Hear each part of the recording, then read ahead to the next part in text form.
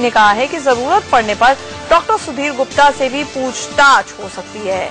गृह मंत्री से खुद दिल्ली पुलिस के कमिश्नर बीएस बस्सी मिले हैं और उसके बाद उनको पूरे घटनाक्रम पर अपडेट दिया है दिल्ली पुलिस कमिश्नर बस्सी ने, और ये भी कह दिया है कि डॉक्टर सुधीर गुप्ता से पूछताछ संभव है।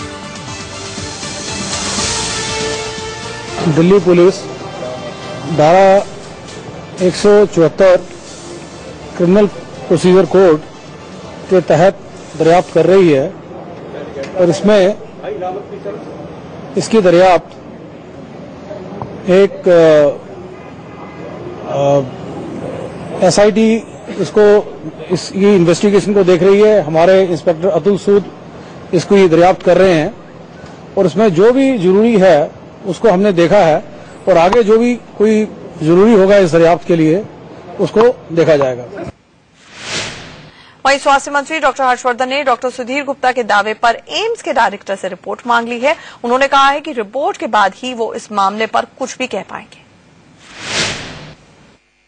वहीं स्वास्थ्य मंत्री डॉक्टर हर्षवर्धन ने डॉक्टर सुधीर गुप्ता के दावे पर एम्स के डायरेक्टर से रिपोर्ट मांग ली है। उन्होंने कहा है कि रिपोर्ट के बाद ही वो इस मामले पर कुछ भी कह पाएंगे। प्रमोशन के संदर्भ में हमारे विभाग में एक चिट्ठी दी थी, लेकिन कल टेलीविजन चैनल पर ये समाचार आने के बाद कि उनका कोई स्पेसिफिक आरोप है, मैंने एम्स के डायरेक्टर से इस संदर्भ में डिटेल्ड जानकारी लेने के लिए उन्हें लिखकर भेजा है। जांच के आदेश देंगे सर? सुधीर गुप्ता ने क्या आदेश देंगे सर? रिपोर्ट आई भाई अभी जब तक कोई हमारे पास रिपोर्ट नहीं है, अभी आपको बताया कि एम्स के डायरेक्टर से हमने रिपोर्ट मांगी है कि ये प्रोफेशनल गैंग ने इनकी हत्या की और सुनंदा का चरित्र ऐसा है वैसा है, ये सब बेकार की बात है। हर व्यक्ति को हमारे देश में मूलभूत अधिकार है जिंदा रहने के लिए, और वो उनकी जान ऐसे ली गई, उसकी पूरी जांच होनी चाहिए।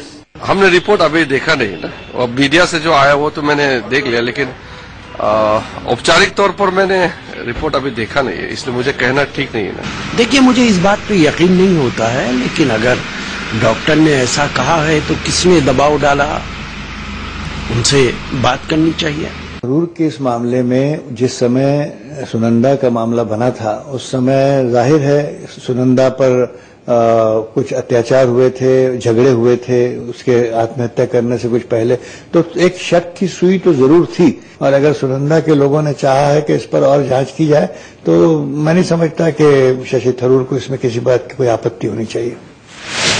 सुनंदा पुष्कर मौत के मामले में आए इस नए ट्विस्ट से अब एक और खबर आ रही है इससे जुड़ी हुई। सुनंदा पुष्कर के रिश्तेदार अब बाकायदा जांच की मांग कर रहे हैं।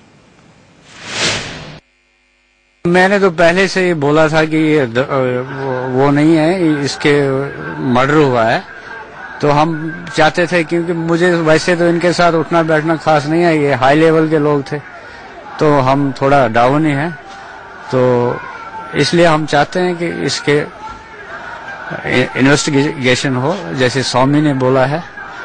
तो ये जो हुआ है बुरा हुआ, मेरी मसेरी बहन है, अच्छी थी, तो इसलिए हम चाहते हैं कि इसके इन्वेस्टिगेशन हो।